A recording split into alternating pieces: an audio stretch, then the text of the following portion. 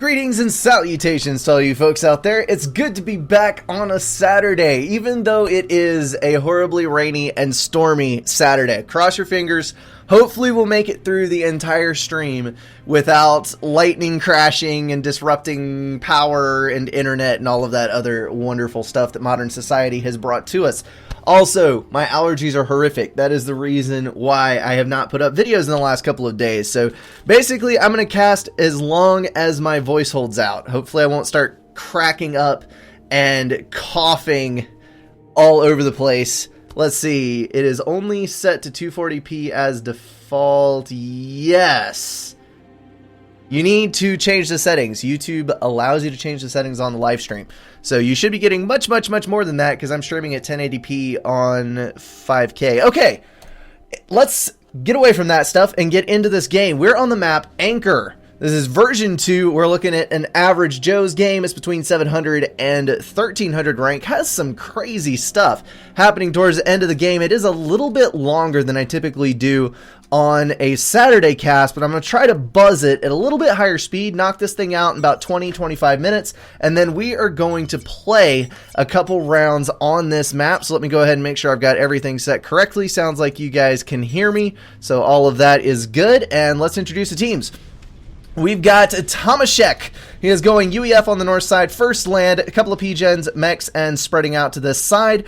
We have Cossack going Seraphim on the air slot, rushing the Hydro build, building the 3 mechs in the back, doing your normal things. We've got Carlitos' Aeon in the naval position. Anchor is a unique map for that reason, and I will get into that in just a minute. He has got a land factory down, expanding, and a whole bunch of power spammed up. And then on the front, we have Bulk going Cybran. I would definitely say Cybran is a bulk up player. Well, I don't know. UEF is kind of more the bodybuilder type. Who really knows? Land first, lone gunning the ACU out front, building a couple factories up there for support units, and that is that. There's some aggression over there. Got some flares headed around the corner from McNeil, who has gone Aeon. Kind of a unique choice for the land faction. He is pulling up to the front, 2 land factories to start, 1 land factory for Lamadden. He has gone Seraphim. He has got his ACU headed up towards the front like most everybody else does. Ah, there we got an air scout. Nice to see a team player getting some intel for his teammates, making sure that no one dies stupidly, or at least doing as much as you can to prevent that. We've got Front Kohler. He has gone Cybran on the south side naval slot. Second Air, which is kind of unique, but does allow for some excellent harassment opportunities. And Stumpf going Aeon in the air slot. Heavy power build, air factories, all that jazz. Pretty typical for a support player. And I do like the bomber coming out early there. So, Anchor, lots of reclaim. Lots of reclaim. You can see the manual reclaim commands strung out there. There are rocks all over the place. Here's a more effective way. Bam! Look at all the green. Every single one of those is a rock, varying between 38 and 75 mass apiece. There's a lot of it. Get some engineers out, do some good, drop something in here. Yeah, get all that mass. You need more and higher tier mass extractors so you can feed those factories later. We've got a bunch of flares moving up around the top edge. Now, typically, I would say that many labs this late in the game is a horrible idea, but you can see that there's not a whole lot defending the base back here, and the flares are going to move much more quickly than Auroras do. Slowest T1 tank in existence. And speaking of Auroras, here's an assault going down on a Cerberus turret. There was a fast T2 upgrade for Bulk, and he is beating back that Aurora swarm. That looks like a gun upgrade going down on the Aeon Commander. Which one it is, I know not, but we will find out in just a second here. And there is a transport headed out with engineers to drop on the plateaus. You can actually drop engineers out here, and even if they don't grab the mass extractors, if you get a bunch of reclaim off of them, the engineers are definitely worth the effort. Down here on the south side, Carlitos has locked down this island expansion. There is a single red mass extractor. The only evidence that you will see that there was once an invasion from the south team, but now it is all locked down for the north side, and that's going to be 5 extra mass extractors and a hydro plus a bunch of reclaim, so not too shabby of a prize if I do say so. Now, what have we got going on for McNeil? That is a T2 upgrade, possibly, maybe. Let's take a look. Yes, he has the rate of fire on one side, and he is getting the 7 mass cost upgrade, which would lend itself towards the T2 side of things. Hopefully he can get that. The double gun Aeon Commander typically would be a good rush build, but on the north side here, you have a bunch of little interwoven channels. You're not going to get very far with a gun comp, because they will be able to get point defense up to stop you. They will be able to block you off rather easily, so I don't know that that would go too terribly well for you. Lots of interceptors covering Cossack's side of the map, and he does have some Seraphim artillery, the dreaded Zui, loaded up in a T1 transport, ready to wreak havoc on some portion of the map, where we know not. There's a T1 bomber and a small handful of interceptors for the south side. Stumpf definitely doing his best to provide a little cover for his team, but he is up against a slightly superior air player. 800 versus 1100, although I do not think that I have played with either of these guys, so I can't really speak to their actual skill level relative to their rank. We do have a couple of engineers being dropped. That's going to be Carlitos versus his southern teammate. And he has, there we go, he has gotten the reclaim order out. I was about to say, are we going to see that go down without a fight? Just forget that he dropped those. But there was a reaction, so he was able to do a tiny little bit of damage, and now the Mantis that is trying to kill those is just kind of firing into the terrain. And this, folks, is why we pay attention to what our units are doing. Here comes the artillery drop. I like the sweep on the north side there. So the south team controls the north plateau, the north expansion, and this team controls the south side expansion, even though there are some jesters coming into raid. The economy was not damaged, so there's no units down there holding it, but then again, all of that is still intact, so not too terribly much harm done. Mantis moving into the north side base. That is not going too well.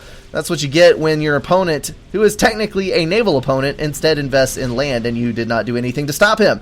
A huge volley coming out from the Zuis, immediately destroying a T2 mass extractor. That is definitely going to do as much damage to the south side as is being done to the north, although this one is mostly in the realm of power.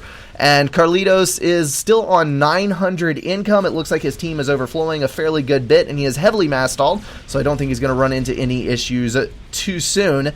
But on the south side, this is something devastating. There's jesters right here.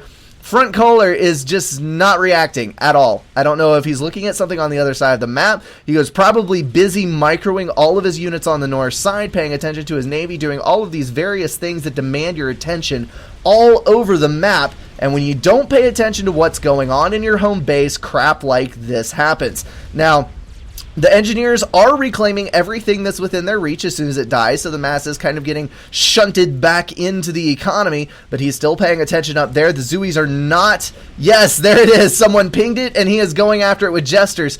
The Zuis were not tripping the automatic patrol on the jesters, so they got away with way more than they should have. 5 T2 mass extractors and huge damage to the infrastructure down there. That is probably the highest value drop I've ever seen out of a T1 transport. That was brutal. On the north side, Mantis still doing a little bit of damage, but all in all, Carlitos is doing very, very fine. He is getting a T2 point defense down. He's got plenty of power in the bank with the T2 gens in the back. He'll just reclaim all of that. And his teammates now moving to the south with some T1 spam. Not sure that it was wise to push everything over to this side, but now that white is reacting, I suppose having all the extra units over there does do some good. This map, I have played on it about 4 or 5 times, I think, and I am not sure that anyone has played on it enough to get a solid metagame down. It seems like the two players here kind of control the front. You definitely do need to get in the water, because if you don't, Navy can decide the game. This is obviously a support position, so it plays out a little weird. Sometimes one of these guys will go extra land, sometimes you end up with 3 comms in the middle. It can be pretty interesting, and I like playing new maps and watching new maps for that reason. I know that Anchor isn't exactly a new map, but it is new enough that it hasn't been played into oblivion and everyone knows exactly what's going on at all points during the game. There is a Gunther. That is an interesting choice. Let's slow down for a minute, take a deep breath, calm down the tongue, just hold your horses, Brink. It's okay. Aimed in that direction, I'm not sure how much good it'll do, because obviously there's a lot of mountains in that direction, and that artillery, depending on what it's aiming at, may or may not be colliding with some terrain. So just got to watch your firing patterns, although looking at the range circle, there's not a whole lot that they could hide behind inside that, so I may have been completely incorrect in that observation. It still stands, though. Before you build your point defense, before you build your artillery, double check, make sure that there's not terrain in the way, because you can completely negate any effect that your point defense might have had simply by putting it in a bad spot. We've got a handful of Nothas moving down to the south side. It's an odd thing to see Nothas headed out without any interceptor cover. There's some in the back. It is out of fuel, and you do need to remember that fighter bombers do not, I repeat, do not go toe-to-toe with interceptors. They will win 1 versus 1 with interceptors, but it is very important to remember that cost is a factor, and interceptors have 100% of their value towards HP and damage versus anti-air, and fighter bombers have a split on their... Ooh, that does not look good. They have a split on their value because they also do air-to-ground damage, so they are not going to do as well, and that is going to be a beautifully executed gunship snipe. Swift wins, T1 bombers, T2 gunships, everything that you need, a recipe for disaster for an ACU on the other team. That is going to leave a massive weak spot on the north side of the north team.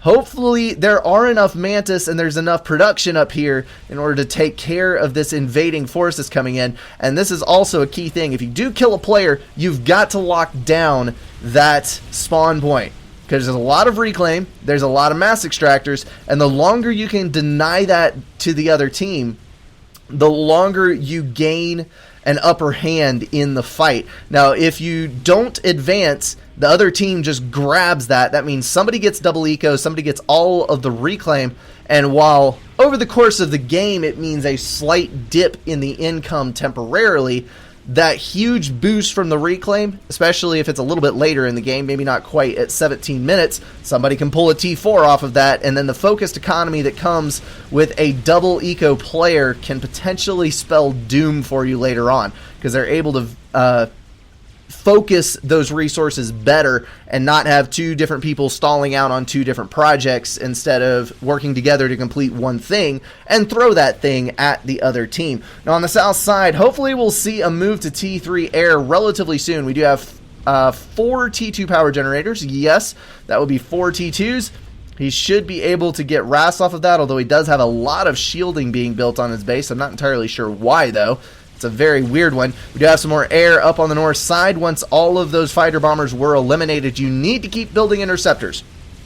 Always keep building interceptors until you have T3 air, unless, of course, you're Aeon and you have the almighty Swiftwind at your disposal. Bulk doing his best to get some Cerberus turrets down, block off this pass. Looks like we've got some green engineers up here grabbing some reclaim, grabbing the mexes. Carlitos can definitely put that to good use. He does have a naval factory, and he does have naval control. Although there is a gunship coming in to maybe put a damper on that party, but nope, there is a cruiser, and cruisers are phenomenal for protecting your navy. One of the reasons that the Aeon cruiser is so fantastic versus all of the others is because it has a fire rate of 1 per second with a very high projectile speed, plus it has super high damage. And while it doesn't have flak, and while it doesn't have the potential of a shield boat or the TAC missiles like the UEF cruiser does, or the ground fire capability of the Cybern cruiser, it is able to do one thing that all of the other cruisers cannot. It can drop T2 torpedo bombers before they actually reach the cruiser, which is really cool. The range on this, it's able to prioritize and fire, and its high projectile speed allows it to hit the T2 bomber with almost no overkill from range. And it just makes the cruiser incredibly potent, especially once you get a lot of them. And it's honestly pretty dang hard to deal with, especially if you combo it with some mobile shields out on the water to provide a little bit of protection from tort bombers, that kind of thing. So do not forget about that. I know it's kind of a boring unit because it is a single purpose unit, but it is incredibly, incredibly powerful. It's probably the only cruiser where I would actually build the cruiser ahead of the aircraft carrier is Aeon, honestly. I might be wrong in that. It might be personal preference. Yes, the HP ratio is better on the aircraft carrier. I will fully acknowledge that, but the Aeon cruiser is just a badass. Alrighty then, so as this pushes forward, we've got still T1 forces mostly for yellow, which is kind of understandable since he is also focusing on air, and I do see a torpedo bomber down there. We've got mostly engineers out. I don't see a whole lot of production in the T2, and there's Harbingers. We do have a T3 shift for McNeil, so Harbies are about to flood the field. That's always a fun development to watch. We've got T2 land pumping out engineers down there. Not sure why he's building more engineers. He needs to get something going to where he can get a tow back in the water. Either that or he needs to start developing land production facilities further over this way where the Navy cannot bombard it, and get that rolling over here so that he can help collapse the north side through the land. That's the one interesting thing about Anchor over Settons. On Settons, Navy totally decides the game.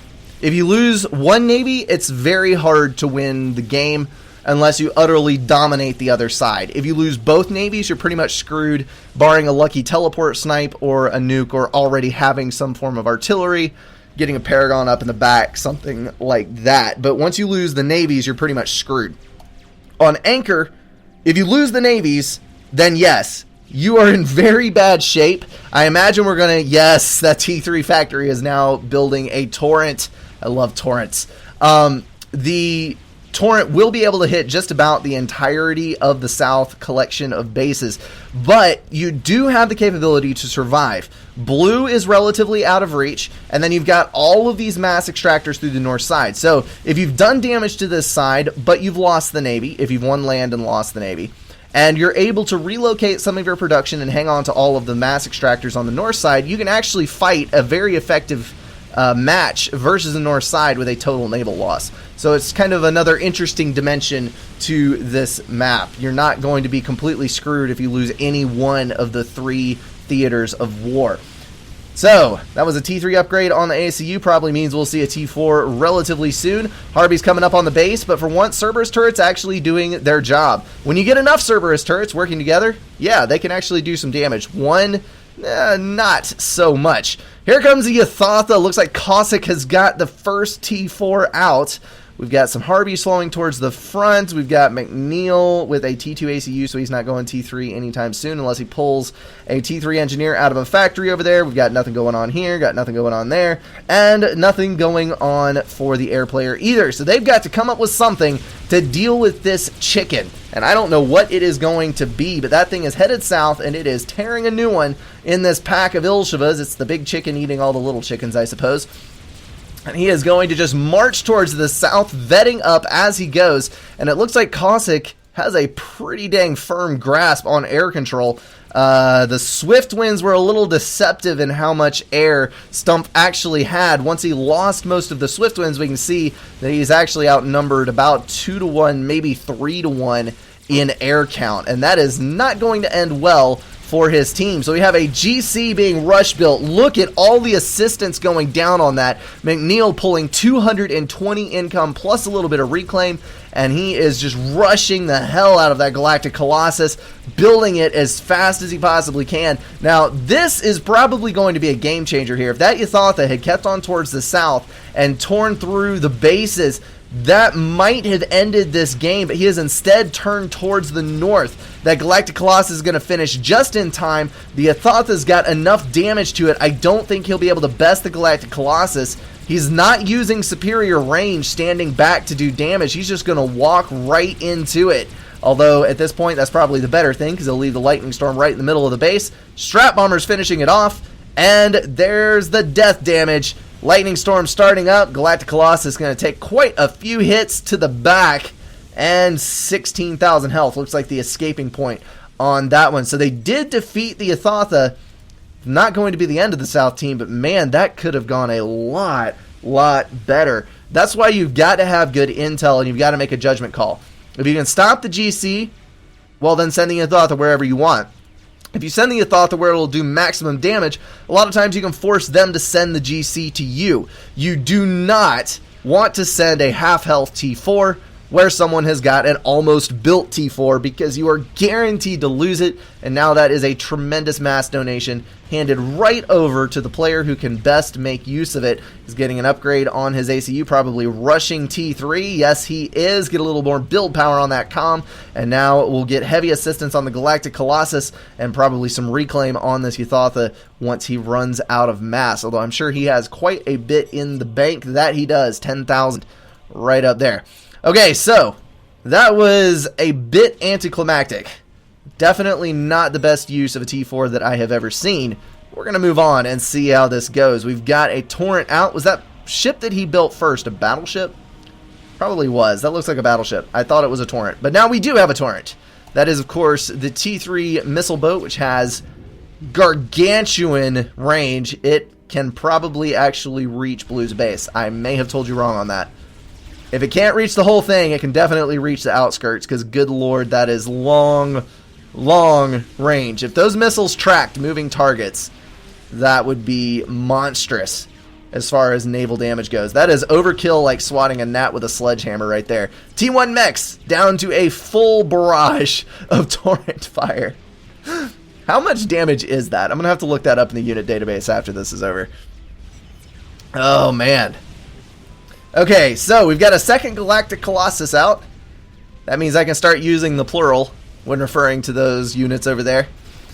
Strat Bombers coming out for orange. We do have a monkey being rushed up by blue, although a Monkey Lord versus 2 Galactic Colossuses is not probably going to work out very well. Strat Bombers coming in. That is a shot directly for the ACU, which was standing under a shield.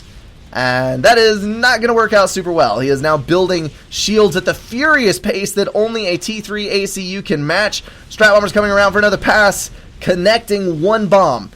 But the T2 shields continue to rise. Strat Bombers coming around again, fewer in number each time, and the shields keep on popping up. Looks like Manil is going to be completely and totally fine on that one. It was a valiant effort, but McNeil lucked out on getting that T3 ACU upgrade in time. Honestly, that is the best way to defend your commander in most situations when you have T3, because you can generate a hell of a lot of health. That's 1100 health per shield, and you can build those shields in... Wait for it. You can build those shields in 5 seconds. So that means you can generate 11,000 health every 5 seconds. As long as you don't run out of build space, which is definitely something that can happen. But when you have a lot of open area around you, if you do it correctly, as you can see there, we've got 7 shields up. So yeah, definitely an awesome means of defending your ACU. Looks like that Monkey Lord is going to go through the water, which is pretty dang interesting. I was not expecting that, considering the fact that there are multiple T4s and a huge horde of T3 moving in on the base from the north side. I would have thought they'd keep that Monkey Lord for defense, but it looks like they're going all in on a sneak attack strategy on the south side. Those Aeon cruisers zapping those bombers out of the sky as quickly as they possibly can, reducing the numbers each go round. It started out with, 8 or 9 strat bombers, and we're now down to 4. Pretty effective means of defense. 1 Galactic Colossus down. Harbingers moving in to fire on the second, along with a team of Restores and T2 gunships, gradually edging the health down on that Galactic Colossus. Harbies need to move in, though. The attack range is not so great on those. Another Galactic Colossus walking out of the base. Looks like Green has doubled down on the production on that one. And another Monkey Lord coming from blue. So these guys are going to be able to defend themselves quite well. Now they have a T4 wreck at their disposal. That GC is down to about 2/3 health, still being pushed back by the gunship force. And there are a couple of T3 mobile anti-airs in the back there. So those are going to be able to zap those things down. And Flak moving in for the overkill. So, I like the T3 mobile anti-airs. There were a lot of people that were very unsure about them to begin with, and some people still have reservations, and that is a bad misplacement of Flak. Why would you do such a thing? You're feeding the Galactic Colossus with veterancy. You don't do that. You just lost your air cover and potentially vetted the GC. Got him halfway to a vet in one fell swoop. Not cool, bro. Not cool. I do like the T3 anti-air, though, because they do have a little bit better range than Flak and a little bit better hit consistency than Flak does, because sometimes the T3 air units, as they're shifting direction, the Flak will miss by substantial margins, and I'm not sure that the south side has any idea that there's a Monkey Lord here. There's a laser. They have not seen the unit itself. No one has pinged it, but they should know that it is here because they have seen the little miniguns. They have seen the laser. Maybe they're attributing all of the extra damage to the Navy that's over there. Now they're seeing the anti-air fire. Yellow first coming from the North team. We have another onslaught. I'm going to slow this down a little bit. Save that Monkey Lord position in the backs of your minds, people. We've got 2 GCs versus 1 health fleeing rapidly from that bar. Monkey Lord is going to move up. Can it 2v1? That's the question here. With all the Harpies, I would say probably not. Got to target down the one that's almost dead. Get it, get it, get it. No, not even going to get one. Harbingers saving the day on that one. Monkey Lord moving into position on the south side. Front Kohler taking that laser to the face. Usually Cybern is the one delivering, but today he is the one taking it. Stump gonna go down as well. Monkey Lord definitely paying for itself. Going through the water was freaking brilliant. I'm sorry I ever doubted you, North team. We've got another chicken coming in from the air player. Cossack sending out that Yathatha. I'm not sure how quickly he built it because I was not looking at that base, but I am sure he put the pedal to the metal once he saw all of this mayhem coming towards him. Good lord, that's a lot of T3 units. Yathatha pounding away at all of those Harbies. The AoE is fantastic on the Yathatha for assaulting T3 forces. Going to focus down the first Galactic Colossus. Even if it dies, the Lightning Storm is going to take out most of these Harbingers, punching that other Galactic Colossus as much as is possible. You thought they're going to go down, and Lightning Storm is going to be evaded by all of these Harpies. You got those couple of precious seconds as the death animation is playing in order to run away, and then the Lightning comes out to play. Another Galactic Colossus coming up. This one's going to have to fight versus a lot of Authams. Normally Authams are not that great, but pair them with an equal number of Harbingers and a Galactic Colossus, you've got yourself a recipe for domination. Monkey Lord now pursuing Lamadden. This is honestly going to come down to snipe and counter snipe. This is what we're watching here. We've got T4s on the north trying to kill the north. We've got T4 on the south trying to kill the south. And it's basically whoever makes it to target first. Who's it going to be? We've got the GCs focus fired on each other, but just the gargantuan amount of fire coming in from all of those T3 units deciding that one. We've got more Cerberus turrets going down. We've got more Oblivion turrets in the mix here. Maybe they can focus fire it. Lamadden down. I'm sure we all saw that coming. The white ACU is dead, but McNeil is safe in his dome of shields. He's got another Galactic Colossus in his back pocket, an equal match for even a vetted Monkey Lord, as long as you get that commander in for an overcharge. If it looks doubtful, GC moving into the base. This might be a complete wipe of the map for the north side. I don't see them stopping this. That chicken is not going to get done. It is a valiant effort going on here, but Cossack is on the wrong side of this. He is about to get assaulted on his own territory. Galactic Colossus moved a little bit to a weird position, but surely he's going to sight that commander. Move in. Seraphim shielding may be strong, but it can only take so much. Galactic Colossus focus firing the ACU. 20,000 health does not last very long in the face of a beam like that. And the winner of the staring contest, as always, the Galactic Colossus. And it's going to move on towards the south side. There is a battleship. There's a couple of commanders in the water. There's another GC coming up in the water. But I don't know that they're going to be able to stop that mess from eliminating the very last foothold of territory that the North team possesses. On the south side, Monkey Lord sitting idle. Galactic Colossus is about to go out on the hunt. And yet another GC being laid down by McNeil. So it's one base versus one base. And we've got extra T4s and extra T3s online for what was the South team, but is now a sparse, barren section of ground that no longer holds any life whatsoever. Although, honestly, I guess there were only 4 humans to begin with, so there wasn't a whole lot of life. We're probably looking at a lot of small critters and foxes and whatever else lives in the snow that we just can't see because of the epic scale that we've been handed with Supreme Commander. The Galactic Colossus, now joined by a comrade. They're going to march together across this base. One would have done the trick, but why only use one when you can use 2? 2 is always better. It's 6,666.66 damage instead of 3,000 whatever.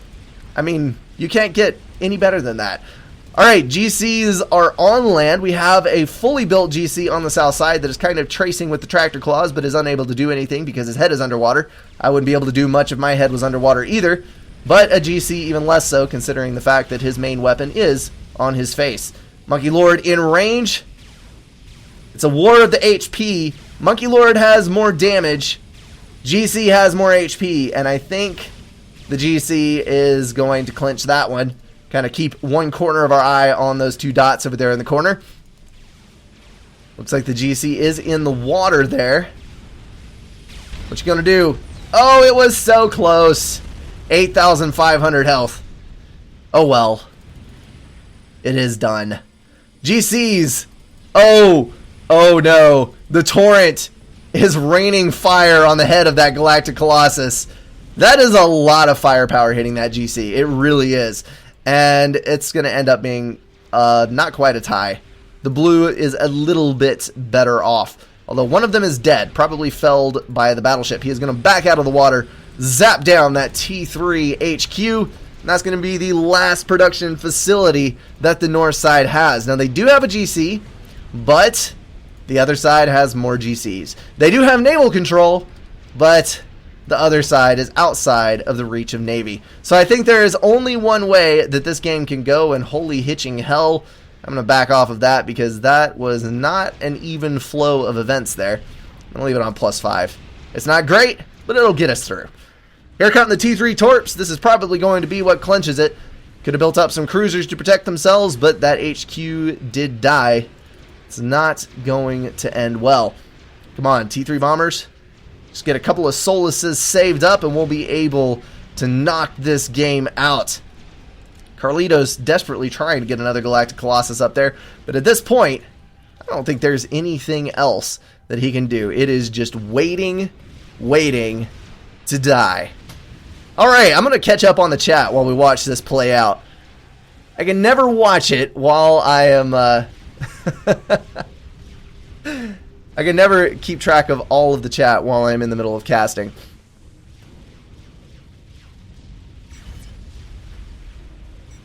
If you think you can drop on a Percy, you should be dropping Otham. There's one. Is Carlitos going to bail? He has bailed. That is that. Well, good game all the way around. Better game to the south side, of course, because they won. But it's always hilarious when it comes down to a war of the T4s on opposite ends of the map. That was definitely a full map play. You had to watch the entire map or you were going to die to something ridiculous, whether it was the T1 raids at the beginning or the T4s marching across at the very end. Let's go ahead and host up a game on Anchor, and then I will finish reading through all of that stuff. We're going to play. We're going to go for FAF. We're going to go for Anchor version 2, which I'm assuming is the newest one. Maybe not. I have 4 different anchors. Well, crud. I am going to open one, and we will hope it is the right one. Maybe it will be. Maybe. The Otham is... Okay. So this is 5v5. I'm definitely not going to undertake a 5v5. Group formed. That's a 2v2. That's a 4v4. Okay, there we go. Anchor v2. All right, George is missing the map. You need to rejoin. Who else didn't have the map? Disbanded. Achieve Jaguar, who is already rejoining. Bam! We're good. Formed. Lancelot. That's not gonna balance. Group. And I believe George was here before. There we go. All right, 14. 1, 2, 3, 4 11s. So we've got 214, 4 11s, 900, and 700. If the auto balance does its job correctly, which is always a very doubtful assumption, this should come out evenly balanced. So let's all just cross our fingers and hope for the best, and maybe we'll get a good game. All right, before we launch this out, let me see if I can read through these. So, yes, Authams are technically the highest damage T4 in existence because they have the same damage as a Percival and they cost much less. Their health ratio, not so fantastic, and their range is awful. Their speed is also not enough to overtake Percivals in the amount of time it takes Percivals to kill an equal mass of Authams. So, if you got a massive drop in with a group of Percivals and you were able to engage at point blank range from the beginning, there is a very slight chance that you would be able to overcome the Percivals. However, when the transports come close enough to the ground to actually drop the units off, they are translated as ground units and Percivals can shoot them. So, I would anticipate the Percivals taking down at least 1 or 2 transports, which is going to drop your odds significantly. And then the Percivals, being a super front-loaded unit, are going to eliminate a small number of Authams at the very beginning of the engagement, depending on the number of units that you're talking about on each side. So it starts off on a bad foot for the Authams, and from there, I am not too optimistic. So yeah, it's not always strictly statistics that decide battles. It is also the behavior of the unit itself, the map that it's on, the terrain, that kind of thing. But all in all, Percival's OP. That's what I got to go with. Let's see. Failed strat run, bad intel. That is correct. The Seraphim regen field is kind of underutilized and a very interesting ability. I'm going to have to try using that at some point just to see what it does. Let's see. Ba-dum-bum-bum. Noob game looks like a ping pong game. One sends in mass and the other gives it back right away. That is fantastic. Yes, it is mostly true as well. Okay. We're caught up. Let's go start a game. Sorry to the people I'm kicking, but I have to launch. And crap, we have another broken player. Multisense, I am sorry, but I must remove you. Multisense. Do. Right there. Goodbye.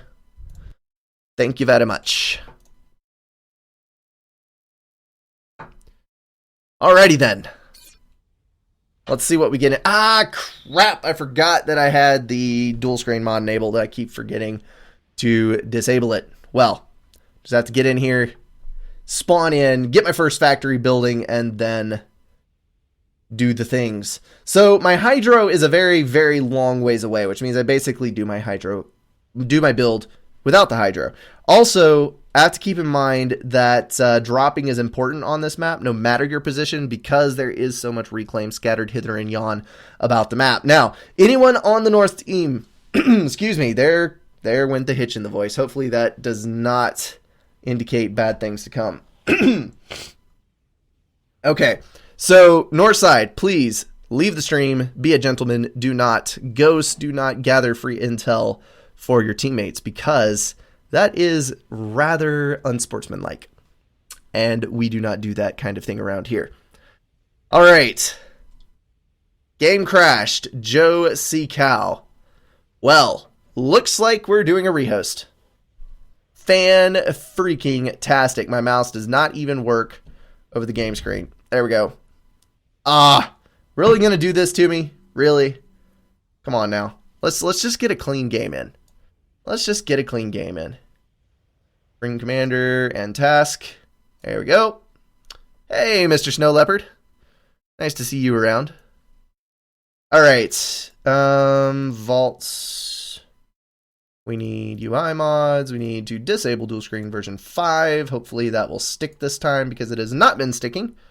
Okay, play. And all of our settings are saved. Yay! Let's get back in here.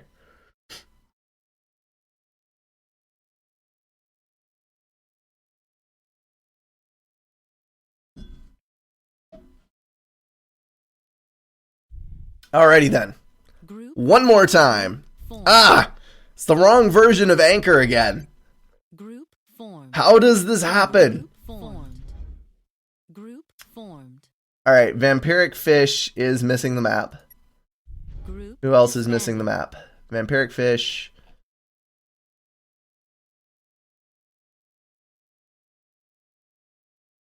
That is the only one.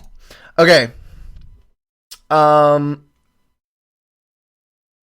Is this all the same people? Roke, Malicious, Myson was not in here before. And someone left and now Achieved is in. George is in 700 with no one to balance him. This is gonna end up horrible. Crap.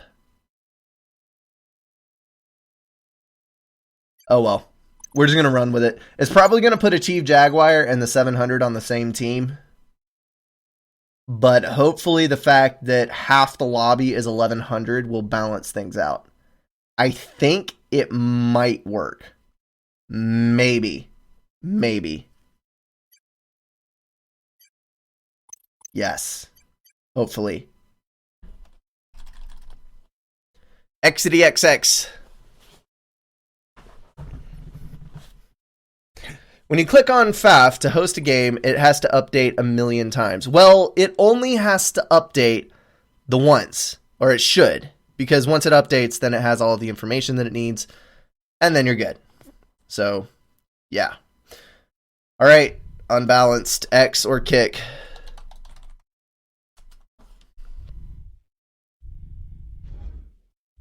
And I can't kick Roke. Or Jonas, apparently. Why can I not kick anyone? Apparently my host skills are too weak. There we go. Dragging my windows back and forth here. There we go. I do love my XXX. Wait, don't take that out of context. Alright, let's see if we can actually launch this time. Maybe it's something to do with the map version. Nope, we got it. Alright, where's my hydro? Do I not have a hydro? I don't have a hydro. Crap. And I just built not adjacent. Okay, there we go. I was about to make a horrible start to things. Okay, so we're going to drop 2 power generators. We're going to walk over here so that we can reach some mass extractors and do that. And let's see, we've got George and Sharp Sword and Malicious. So the 13 and the 1500 are on the other team, and I have the 700. GG. GG. This is horrendous. All right, let's get our butts kicked and move on with our lives.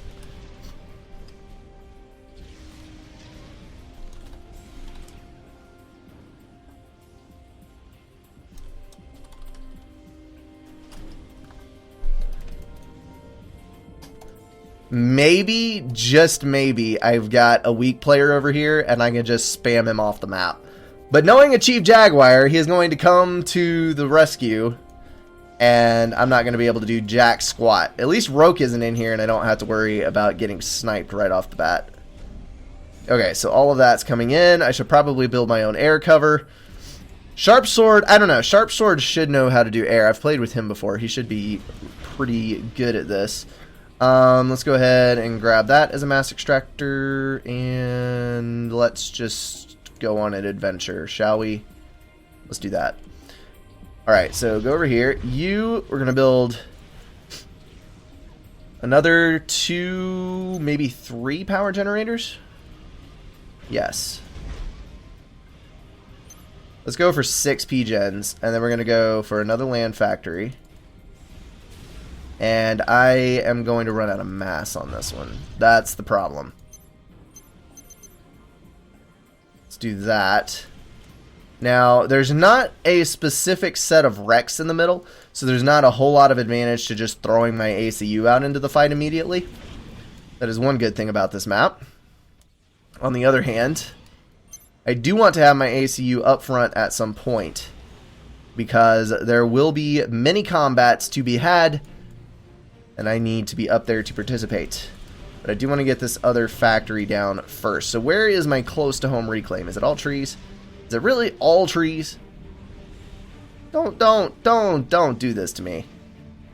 Alright, so everything tasty is up on the north side. We're just going to send that other engineer up that way. Going to get some Mantis rolling on this side. And the other problem is this map is big enough. I probably just need to tech. I really just need to tech. Because if I go for any kind of just hardcore rush build, I'm going to end up being air sniped. That's just how it's going to end up. So maybe I can pull off some super stinky cheese. Maybe I can get some T2 land up. Who really knows? Let's see. That is going to give me... Yes, I will be able to get enough online to just barely float. If I hadn't massively screwed that up. I've got more misclicks on this game start than anything I've seen in a long time. Alright, build that please, and thank you. And then let's get up here. There we go. And you two, we're actually going to shoot you over here. Because if there's nothing on this side, which it actually looks like it's clean from that scout. There we go.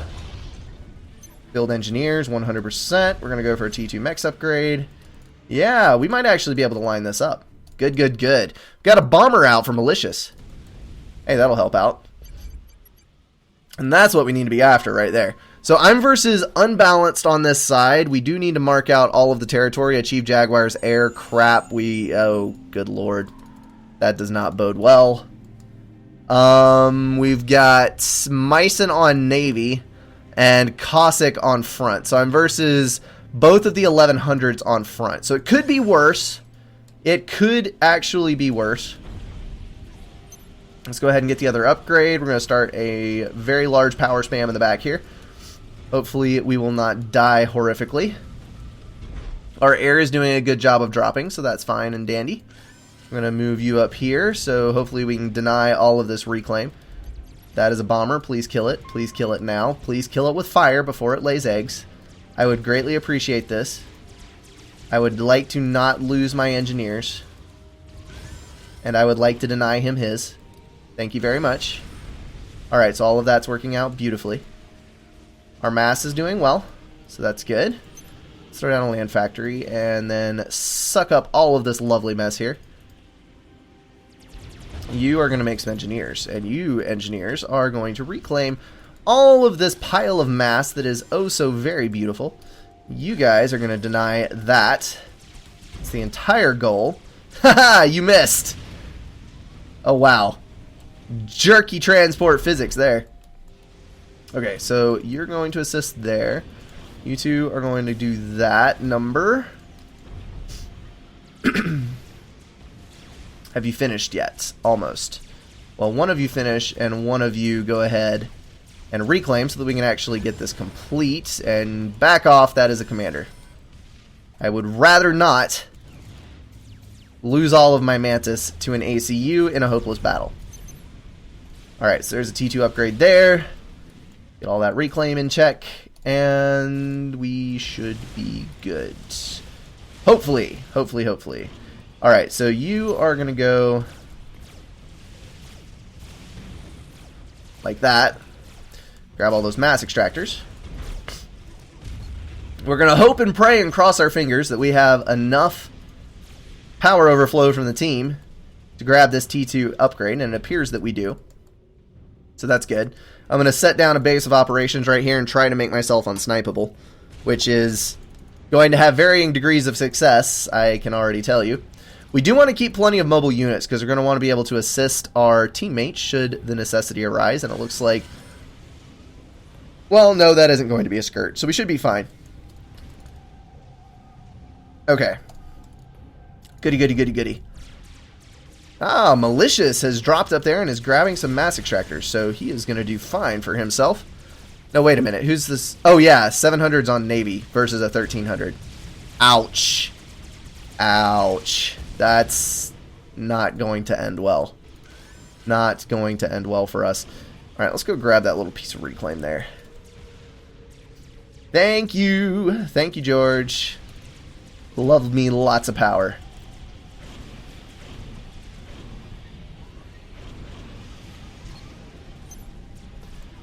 Alright, template time. Template time.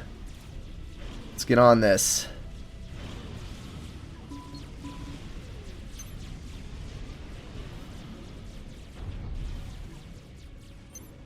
We're gonna have enough. We're gonna have enough. Oh, oh, oh, oh, oh, oh, oh. Go north. Go north. Please go north. We got quite a few problems coming up. I would prefer to keep all of my reclaiming intact. Thank you very much. Because that is what is feeding my war machine at the moment. That's right. Back up. Back up.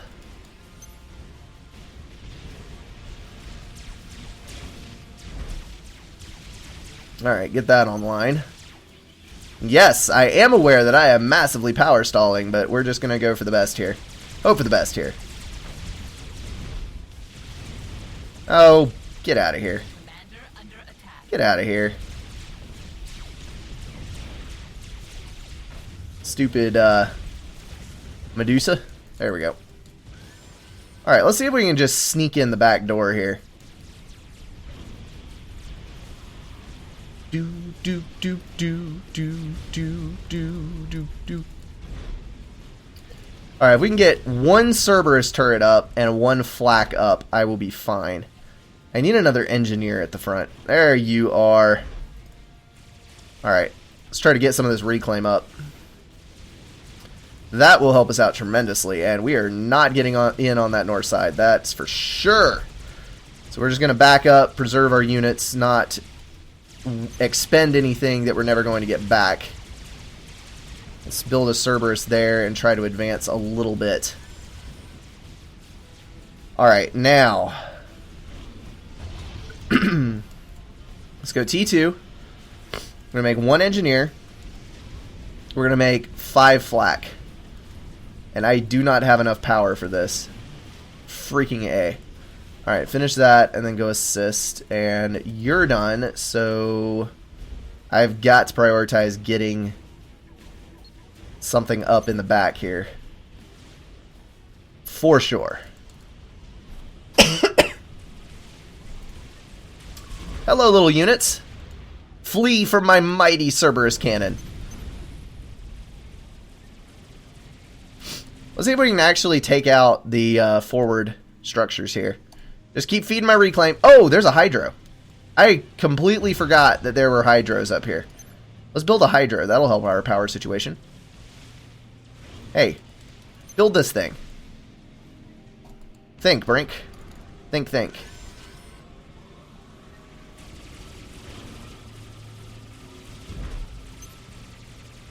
Okay. So we got our T2 engineer. Let's go down here. We're going to make one T2 gen. We're going to make 2 U. We're going to make a shield. Right there, please. And we're going to make another P gen. We're going to put 2 engineers on you. Let's make it 3. And we're going to send flak up here. Because we need assistance in a big kind of way. How far is our radar coverage reach? Just barely far enough. So let's put another one down. And let's make... let's just leave it right there for now. We've got the mobile flak coming up, so that's good.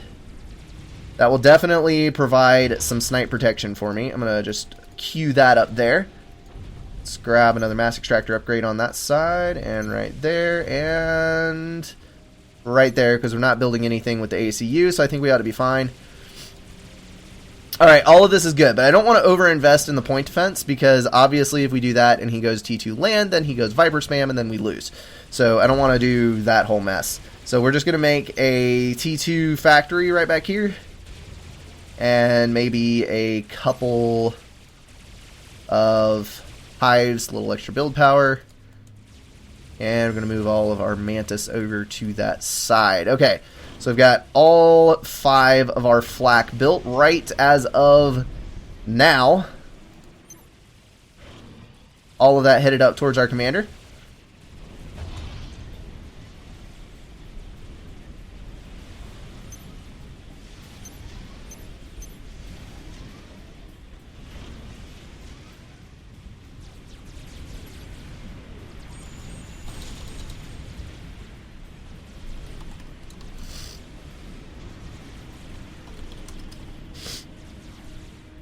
Alright, so that's all good.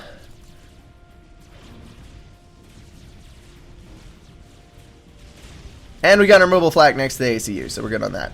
Let's just abandon that building project for now. We're gonna reclaim that. We're running a little low on mass up here, so let's send engineers up there to do a little bit of reclaim.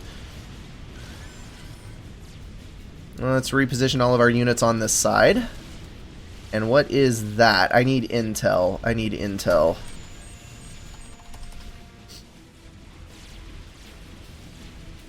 I might go for white. Although I prefer to go for Jaguar, but I'm not going to be able to get my tools of destruction to his doorstep, and that's a problem. Alright, let's go ahead and build these up, because we have the mass now.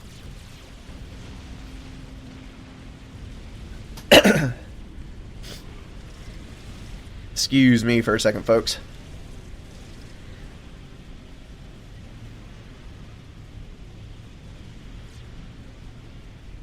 Man, I hate allergy season. I really, truly hate it with a passion.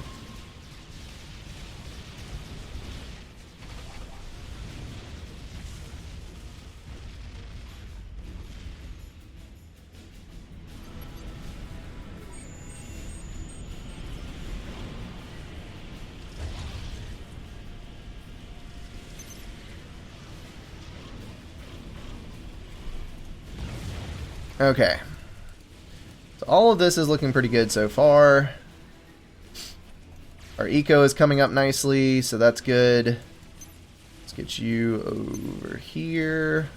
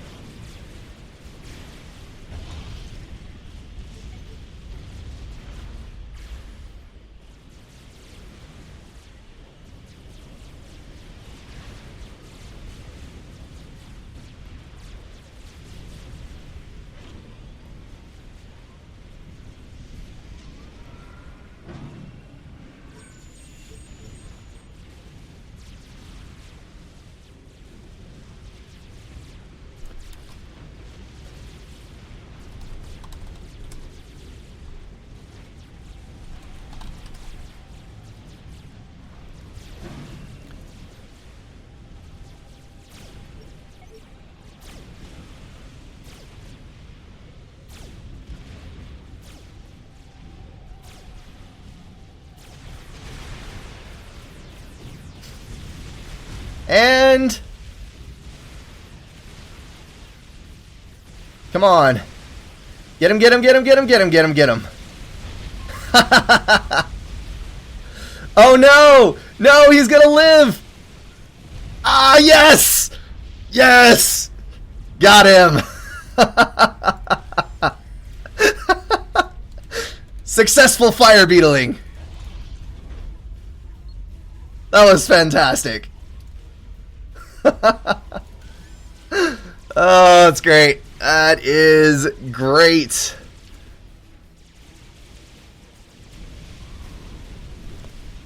Alright, now, what to do about the rest of these people? That is concerning, and that is exactly why I built 2 TMLs right there. Okay, so now we have a bit of a problem, because achieved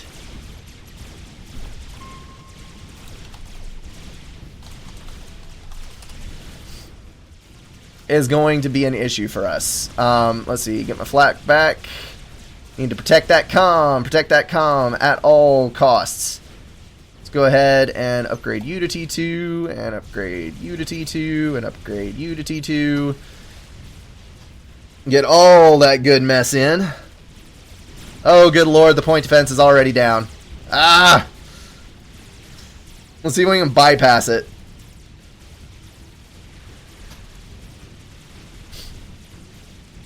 Alright, and here comes... Is that mobile missile launcher fire I'm seeing? That is mobile missile launcher fire I'm seeing. And he is building a freaking tac snipe. That turd sickle. Let's see. This is not good. This is not good. This is not good. He's scouting me. Please, for the love of God, build the tac defense. Whee! I would rather not have to restart this comm upgrade.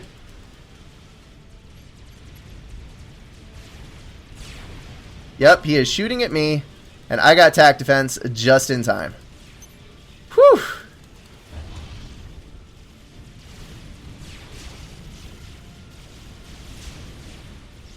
Alright, one got through, but now we've got 2 tac defense, so we're good. We actually would have survived that, surprisingly.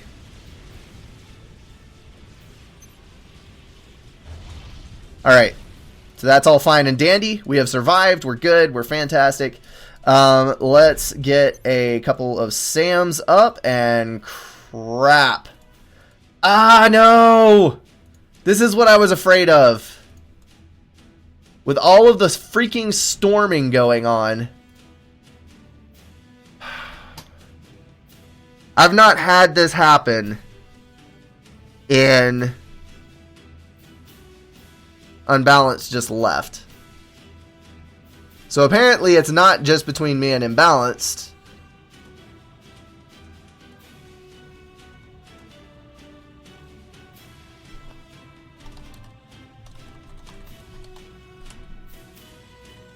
Okay, I had my ports corrected about a month and a half ago because I was having really bad problems with disconnects and things.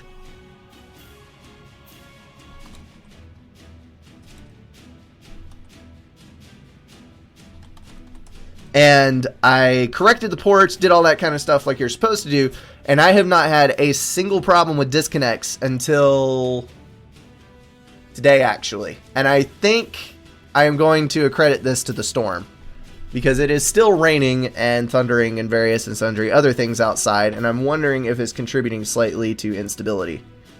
But one way or the other, so very, very sad. So very sad.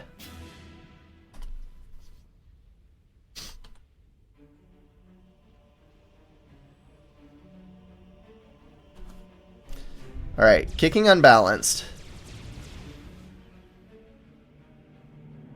Still no connection to Cossack. Apparently, okay, so it wasn't actually... It wasn't Unbalanced. Unbalanced left, disconnected to everyone, and it broke the connection that I had to Cossack for some reason. Oh, Cossack left. Whether that was by me or someone else, I'm not sure. Although he did fail his tac snipe and does not... he did have a lot of engineers, though. That's a lot of build power. But now it's the 13 and 1500, and he has T3 air, and we don't. So honestly, I think this is still going to be a tough one for us to pull out, because, yeah, we're just going to get T3 air sniped. Don't count it as done yet, folks.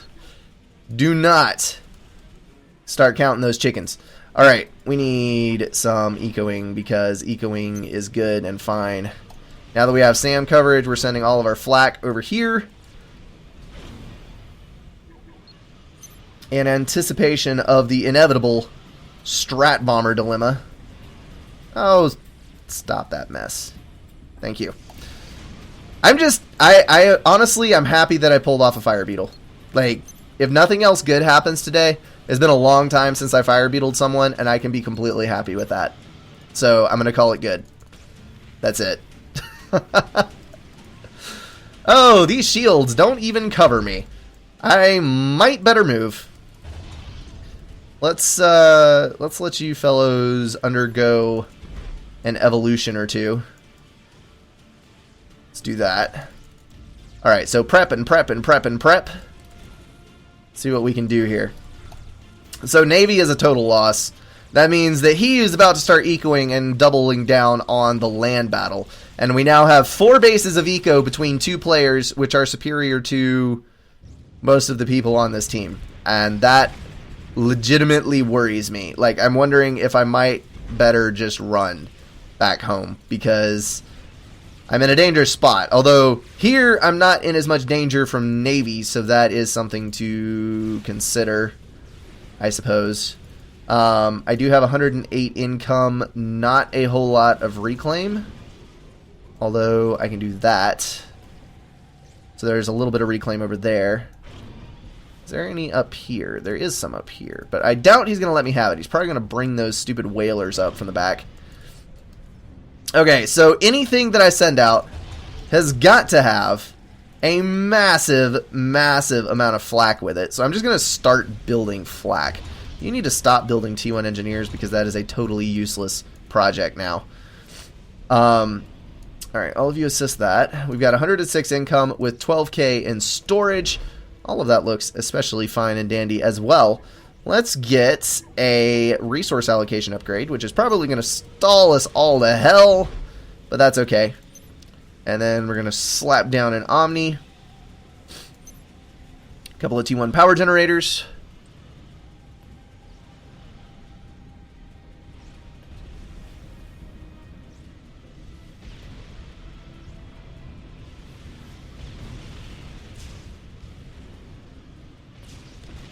Alright. Unbalanced. Having a bug with the keyboard. I am sorry, man. That always sucks. When something gets taken out of your hands as far as how you're able to react to things, that is a terrible, terrible thing. So, sorry. Really sorry. I hear gunships. Or something. Hover tanks! That's what I'm hearing down there on the bottom. That's not especially good for us. Alright, let's build a Monkey Lord. Yay! Mass drain! Woo! So now we have an excessive amount of flak. Let's start building, well, do we have an excessive amount of flak? No, it's only 9. But we can also build flak from this, so that'll help. And it'll start building with the Hive's assistance very, very soon. Alright, so we're going to get that up. That is probably a T4.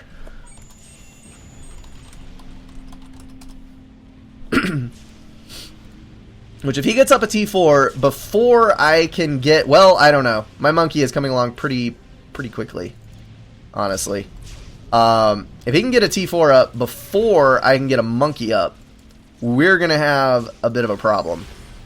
And we need to solve that problem right there, because he does not need to get his hands on that reclaim.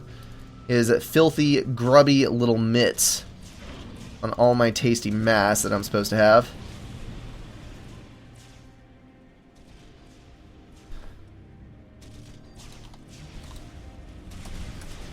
Ah, he's got another scout. Good, good, good, good, good. Ah, crap! He's almost done with it. Dadgummit. Let's see what he does with it. We're just going to immediately throw down another. If he was planning on killing me with it, he is not going to be so lucky.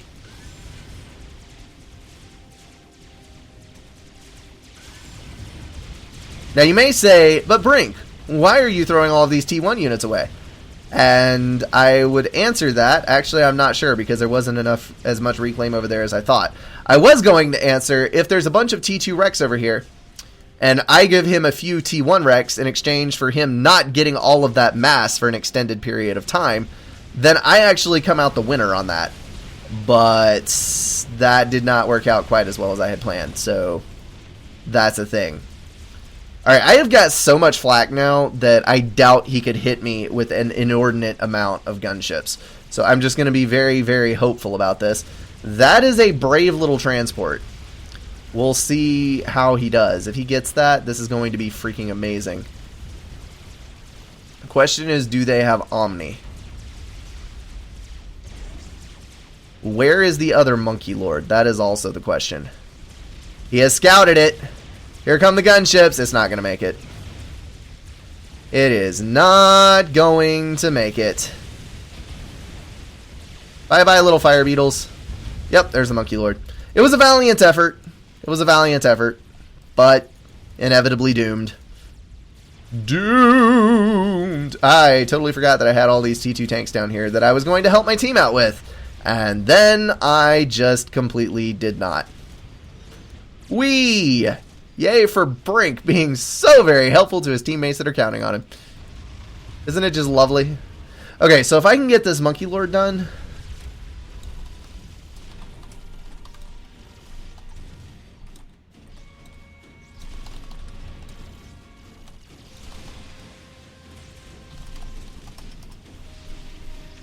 Oh, that's beautiful.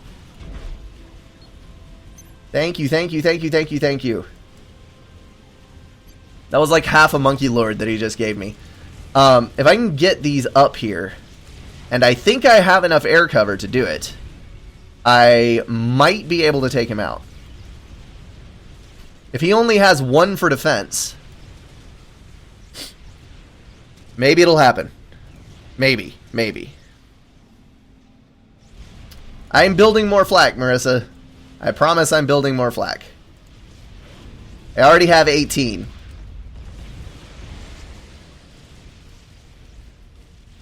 Alright, let's head in. My monkeys are a little bit separated, but hopefully we'll be able to do some good with them. The long-range cannons should be sufficient. Actually, I want to keep them together, because if he has multiple Monkey Lords, then I want to be able to hit both at the same time. Ah, friendly flak. NGs to vet me. All of these good things indeed.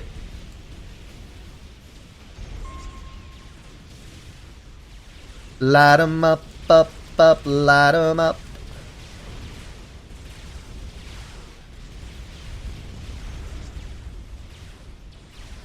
Alright, I just gotta walk through it. Power through it, power through it. So much flak help. That's right. Shudder in fear of my mighty flak. Which is getting a bit too far behind my monkeys for comfort. Alright, achieved. If there's a T4 over here waiting for me, I'm going to be very upset. Come on. You're attacking the wrong thing.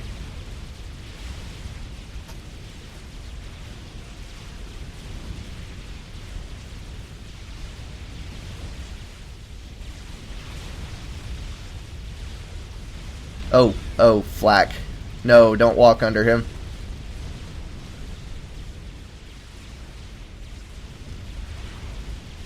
And he's toast.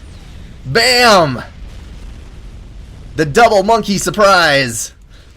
Although I guess that's not entirely fair, since they did have a guy that disconnected.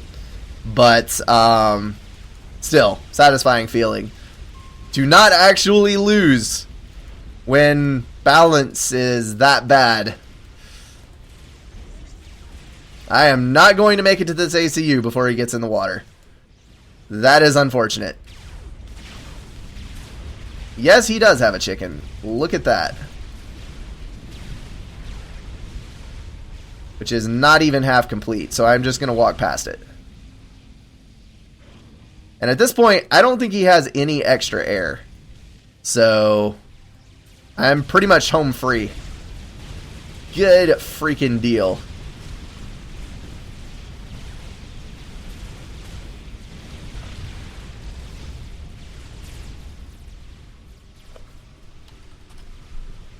Totally. Totally MLG.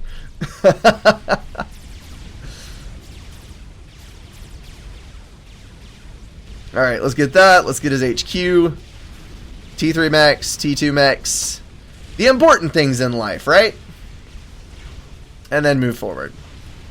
Alright, so now we just have Navy to deal with. Let's, we got another here.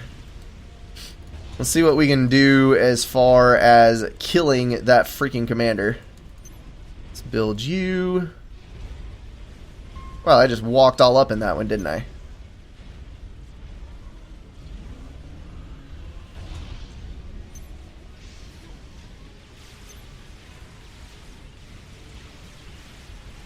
Alright, so let's make a bunch of torpedo bombers. Let's keep the ACU in the water. Eliminate all of his air cover so that he has no ability to defend his commander whatsoever. And then we will kill him dead as a hammer. Alright, you build. You build. Thank you very much. Thank you very much. Lots and lots of torpedoes. Oh, look, someone else brought a Monkey Lord to the party. Although, come to think of it, the Monkey Lord actually does have Torps. So, it could eventually kill the ACU. Just not very quickly. Not very quickly. Everyone 16, how much flak does it take to reasonably defend against Restores? The answer to that would be all the flak. Restorers are very beefy. And I would say probably at a minimum, Marissa has a good answer there for you at 20. But typically you're going to need not only a lot of flak, but you're also going to want shielding to cover the flak. Because if you're able to keep the flak alive for longer, then obviously it's going to be better for you. Mobile shields are basically cheap HP. They're very inexpensive. They have a lot of health. So, cover your flak with mobile shields, everyone. Wear that protection. It always helps things go better for you in the end. Well, that was a halfway decent game. There was a disconnect. There was violent imbalance at the beginning. But all in all, not bad. And there's a Fire Beetle. So that always improves games, right? Fire Beetle for the win. Do we want to do another? It is only 7:15. Stream is an hour and 15 minutes young. I have time for one more. Just need a drink to soothe the vocal cords. Let's see. What map do we want to play? I have enough of them. You would think I could play something different every day for a week and not get through half of them. 5v5 Tabula Rasa. That sounds like a crazy bit of business. By the way, people, don't Alt F4 out of games, please. That may be part of the reason that everything went as badly as it did. Okay, let's do Tabula Rasa. I haven't played Tabula Rasa in a long, long time. And it has struck a chord with me, seeing it there in the list. I just don't want to do the 5 versus 5 version, because the 5 versus 5 version is probably going to lead to slowdowns and disconnects. And if I'm looking at things alphabetically, I should be scrolling up instead of down, because TA comes before TH, not after. There we go. Tabula Rasa. No, we're not doing 64 comm today. Maybe next week. Maybe next week. Alright, I should probably redo the teams as left versus right as opposed to up versus down, although that could lead to a very, very interesting match indeed. Formed. Everybody join up. Formed. See how it goes. Group formed. Group formed. Gotta get these headphones off for a second. Group. Ugh, it is hot in here. Group. Brink formed. pulling off a strip show behind the lack of a camera again. Gaming is better shirtless anyway. Who am I kidding? Even if you are a fat, ugly bastard. Alright. So, we do have a 900 to balance this time. Hip hip hoorah. Alright. That'll work. So we've got, well, we have another situation here because we have an odd number of over. We have 3 1100s, 3 1300 pluses, and a 900 and a 700. So this could potentially go completely out of whack on auto balance. Like, this is a pretty dang wide spread. Let's just go for it and hope for the best, I suppose. Oh my goodness. Oh my goodness.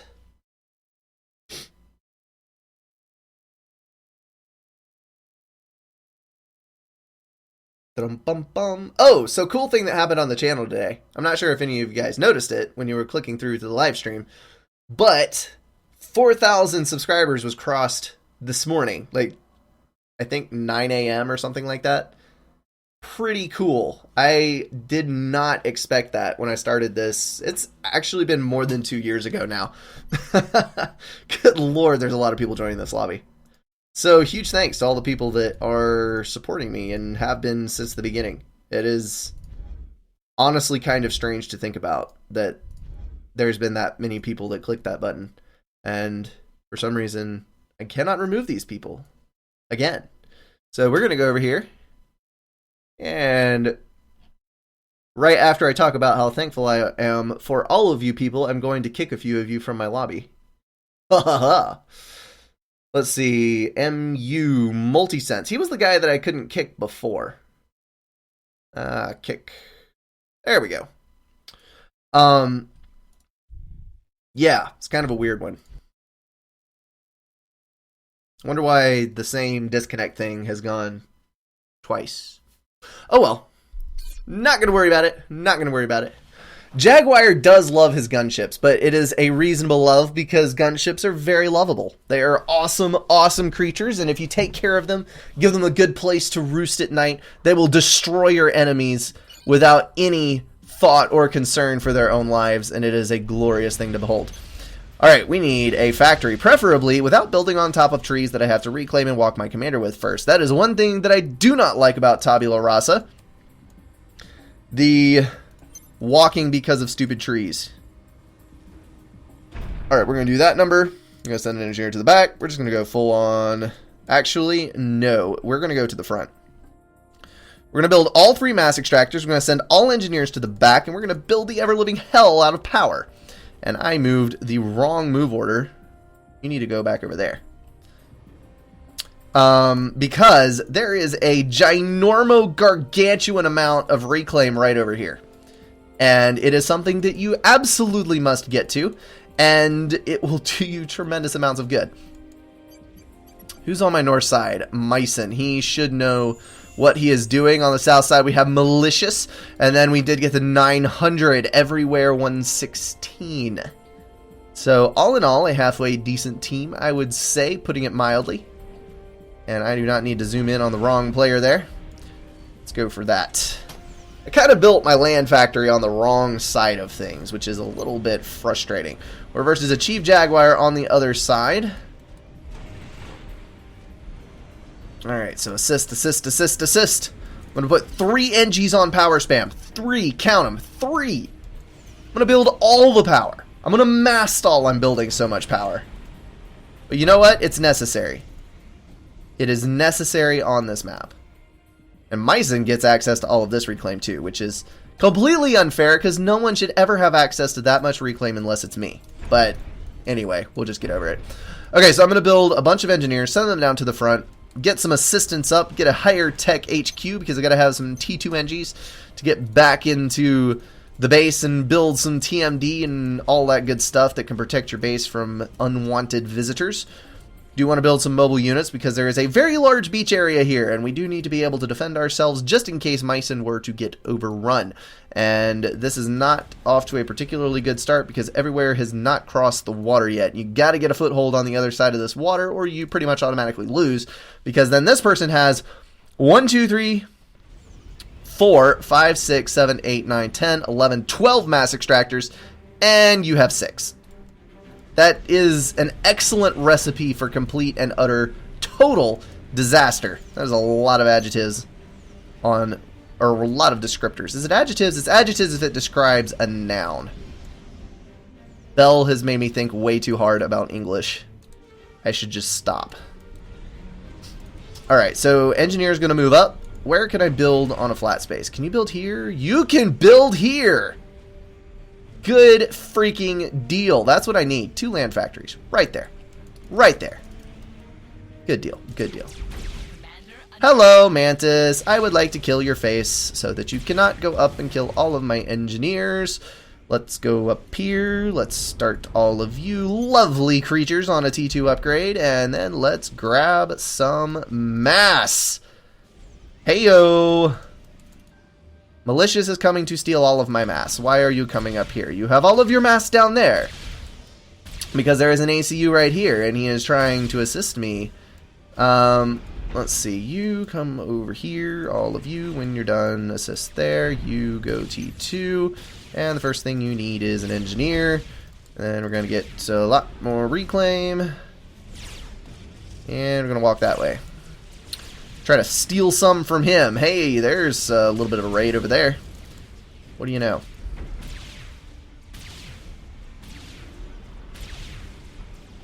Alright, all of that looks good.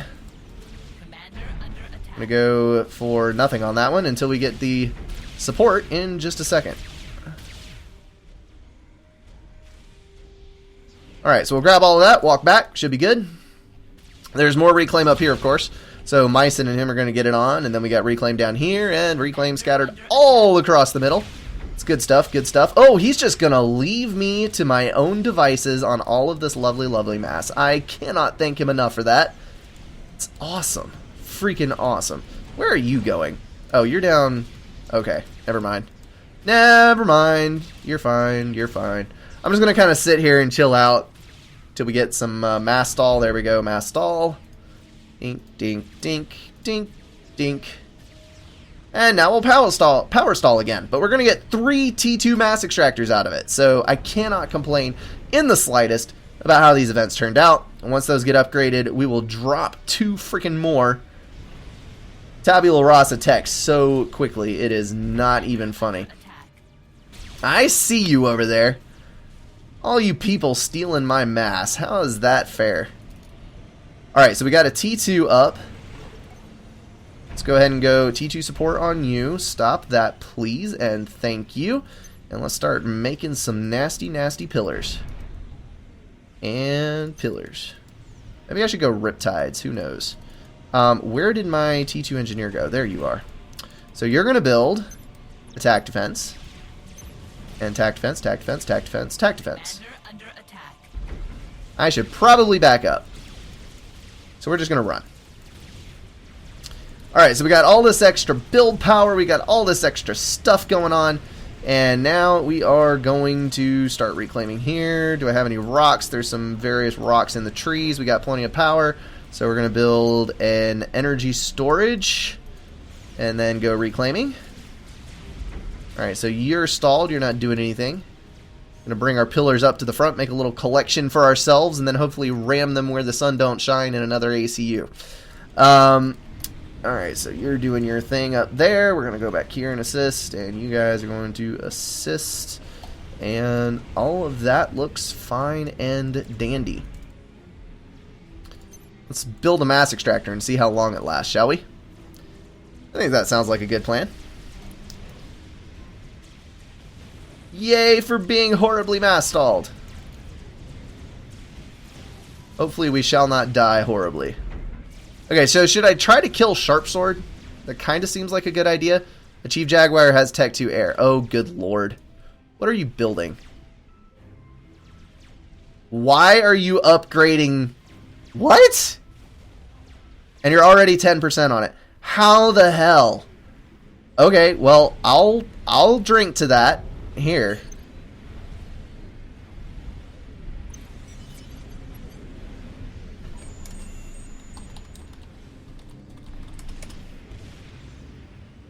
I'll just keep enough to survive on, and we'll just roll like that then.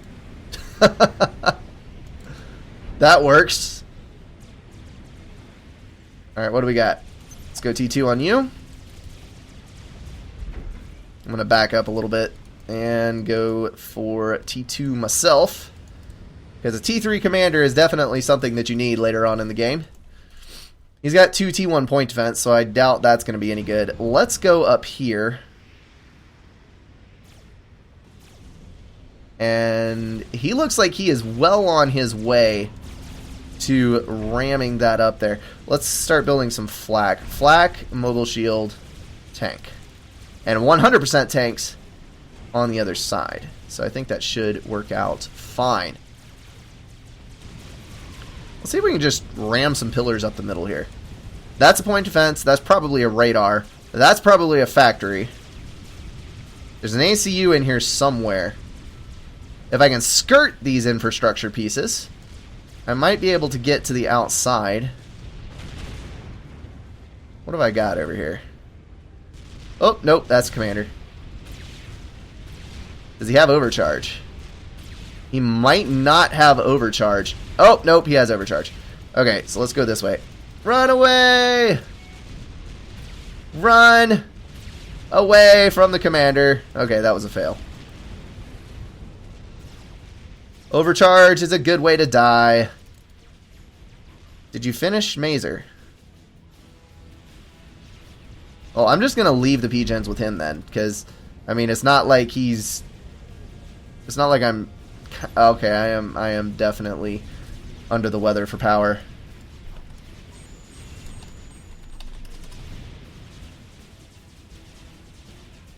Just walk in there, bud. Just kill him, straight up.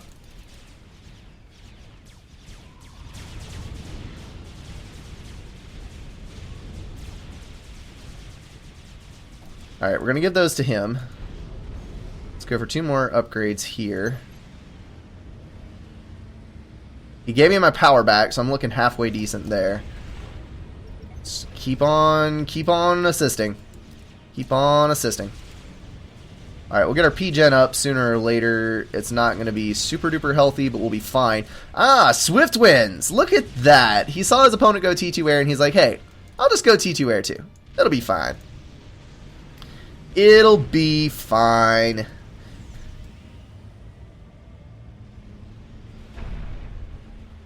Do I need to start throwing mobile missile launchers in the mix? That's the question here. I do know that I need to start getting some further economy laid down, otherwise other people are going to outstrip me. He didn't actually get laser. Was it gun upgrade? It was probably gun upgrade. I knew that had to be... There was something off about that. Because that went way, way too quickly, way too early in the game for that to actually be laser. I mean, I was very surprised by that. I wasn't going to completely call him out on it, but yeah, that was a little fishy. So that makes way more sense. Especially the speed with which he was getting it was just brutal. He has got a lot of anti-air, and a lot of anti-air is a good thing. Let's see what we can do here. We can push a Chief Jaguar back off the edge. He's already quite a few steps back.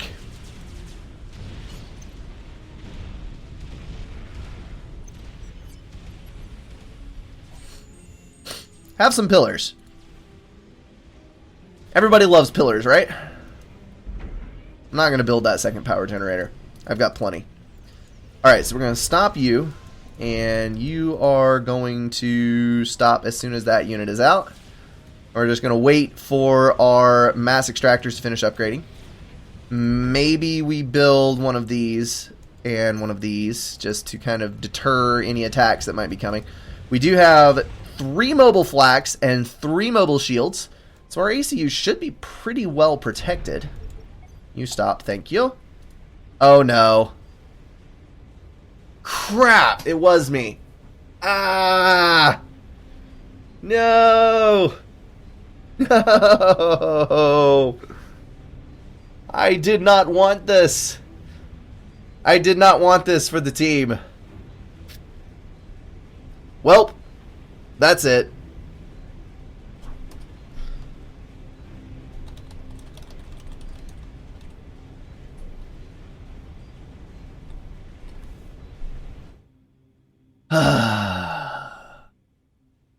Well, that's disappointing.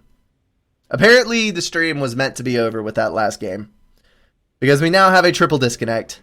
And it is assuredly my fault. A moment of silence for all of the people whose lives this will destroy. But I must leave. It was going so well, too. I had all the T2 units out. I'd given the North player the tools to possibly overcome Jaguar's defensive hold there. Could have pushed him back. Was going to go T3 land. That would have gone really well. Oh well. Oh well.